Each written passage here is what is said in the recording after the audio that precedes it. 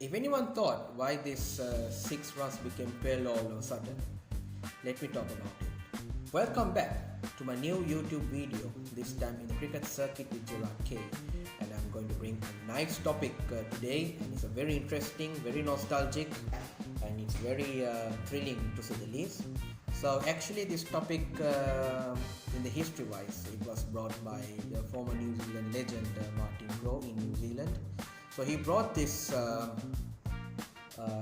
type of cricket in order to create a format that to attack the New Zealand audience, to attack cricket to rugby. So yes, New Zealand has a lot of rugby fans and their main sport is rugby, and he wanted to convert that to cricket, for a certain amount of percentage. So that's what Martin Crowe wants to do, to make more new cricket fans in the country, and supposed to be one of the turning points in modern cricketing history as well, because what I'm talking about is none other than the Cricket Max.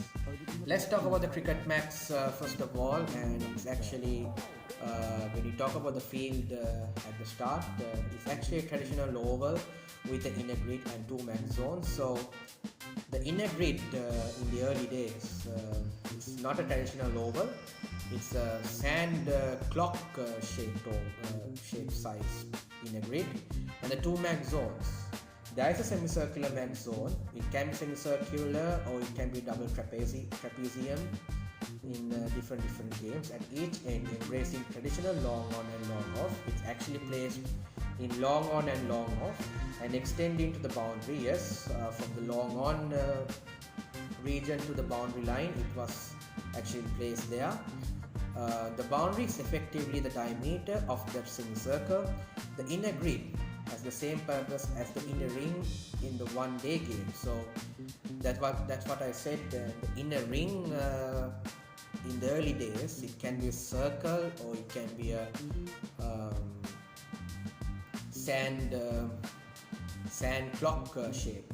So if anyone knows what is sand clock, it's the early usage of checking the time, but it's angular and 6-sided. Better viewed than described, it is a rectangle with intended long sides or a double trapezium. So that's what the playing field it was those days. And if we talk about the picture, so it's actually well explained as well. So let's talk about the general rules in the Cricket Max. So 2 innings of 10 8-ball overs per team. So usually in modern cricket it's 6 ball overs, but at that time it's 8 ball overs in a particular over. 2 innings per team. So it's actually 2 innings. So one innings consists of 10 overs, and it's actually played as a test match cycle. So for example, team A bats first and then team B bats after, and then again for the second innings team A bats again and team B will bat later. So that's actually the test match procedure that was being used in the Cricket Max, but that at that time it's only 10 overs. So 13 players per team, consisting of 3 batters, 2 all-rounders, 3 bowlers, 1 wicketkeeper and 4 fielders. So that's what it is. So 13 players were designated to different roles at that time, and 4 stumps and 3 bails. Now we have seen 3 stumps and 2 bails, but at that time 4 stumps and 3 bails. No LBW rule. That's the one interesting and very exciting rule as well. If a no ball bowled, the next ball is a free hit, and it can be dismissed. So inside the free hit, the only run out can be dismissed, but others can't. Same thing also in the normal cricket as well. Wides are 2 runs, which created by the batsman on strike. So normal cricket considered on a single run, but it credits only for the extras in the team. 11 players are in the field at any time with opinion of 2 on free interchange. So it's like a sub fielder. So if one fielder gets injured, another fielder can come in and quarter and three-quarter time, so 50 minutes and 45 minutes, we can tell that they can get a 5-minute interval, and the half time after first innings was completed, they can get a 10-minute interval as a break. So the batting rules, only 5 designated batters, 3 batters and 2 all-rounders who can bat 2 innings each available. So these 5 designated batters has to bat for 2 innings as well. When the batsman gets out, he can join, rejoin the batting order, probably the second innings maybe. Must lose 10 wickets to be all out over the 2 innings. So if a team been all out for 20 wickets in 2 innings, that team will be considered as all out, but that's actually the first segment of the cricket max in 1996. Last man in bats alone with the previous man now acting as a runner. So usually we don't see in cricket if for example number 10 and 11 bats together, if number 10 gets out, number 11 has to be stranded as not out, but this time it can't be.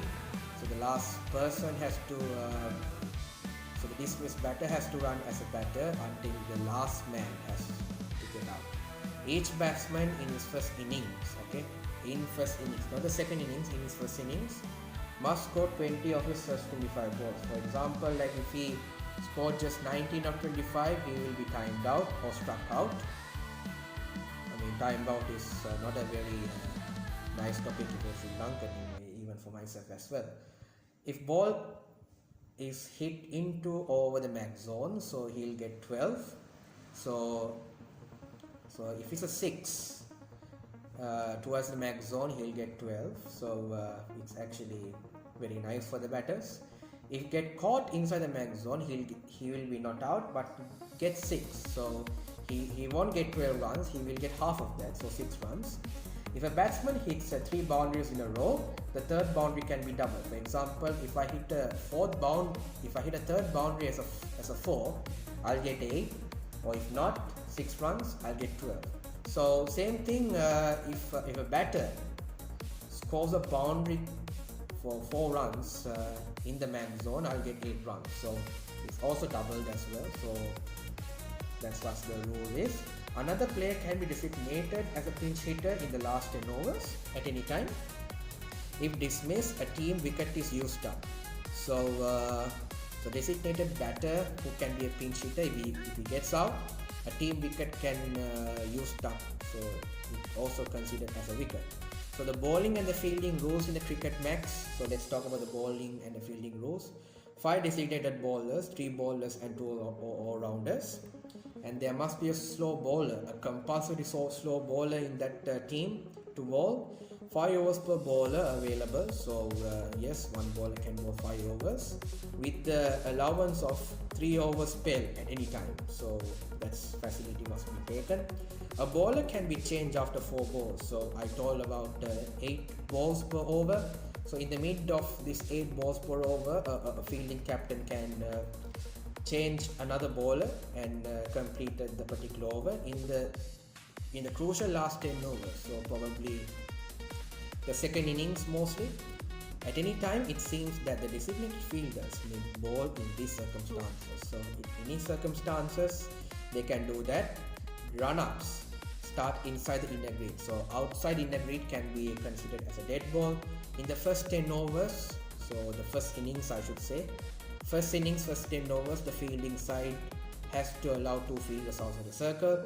Last 10 overs, it means the second innings for the both teams, 4 fielders outside the 30-yard circle. So that's the rule it is.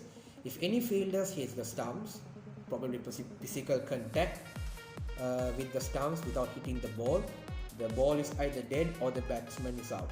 So that's another rule. No fielder may be inside the max zones at the point of delivery. Also, if it happens, it can be a dead ball as well. The short history about the cricket max, it was started in 5th of February 1996 at the Cornwall Park, Auckland, featuring a New Zealand World Cup selection squad against the Noel Leeming All-Stars. So New Zealand World Cup selection squad, mostly the 1996 World Cup squad for New Zealand, where former late cricketer Martin Crowe, taking inspiration from the baseball, he aimed to create a format that attracts the New Zealand audience, to attract cricket to rugby. Same thing I said earlier before. The process, it was adopted by the New Zealand cricket as an annual domestic competition known as a Shell Cricket Max League. So Shell Gas Company was the sponsor for this Max League, and during this period, during 97 to 2001, some of the rules were normalized due to the complexity. For example, 4 stumps to 3 stumps, and the LBW rules is restrained, can be understandable. During that time, international teams also has the exposure, such as England in 1997, West Indies in the 2000, and India in 2002. If anyone remember, India had that exposure for the cricket match. Sachin Tendulkar was playing. He scored 70 odd runs in that game, and because I watched that particular clip, and it was very exciting, so I'll include that in the description after I completed the video segment. The last days in the defunction. So the defunction was occurred in 2002 because of the New Zealand Cricket Players Association strike, because the players had a strike during that time period, and also the dispute of the domestic language, the domestic circle in New Zealand cricket, and it became a casualty. The reason why it was being disrupted because of the cricket max and the tight schedule. So because of that, it dysfunctioned since 2002. And another 2 reasons is the rules complexity and the birth of T20 cricket, because later that year in 2003 in England, they started the T20 competition in the following year as well. So played by the domestic county teams at that time. So better let's not to forget that the Max Cricket and the Martin Crowe, who the founder was the pioneer of the T20 cricket as of today. Actually, the starter of the T20 cricket has to credit to Martin Crowe and his Max Cricket strategy. So without him, his innovation, we won't see any the fast-paced cricket what we see today. So I mean, huge credit to Martin Crowe, because we know that he's no longer with us anymore because he died in 2016 due to cancer. And as a remembrance of him, we salute him for his contribution to this modern day of cricket. He is one of the New Zealand legends as well. And before that, I have to thank everyone who stayed this amount of minutes for this excitement that I bring. So if anyone has questions, please drop me a message through comments, and I'll reply it later on. So anyways, have a nice day, and I'll see you with another video as well. So anyways, have a nice day, and Happy New Year to you as well. Thank you.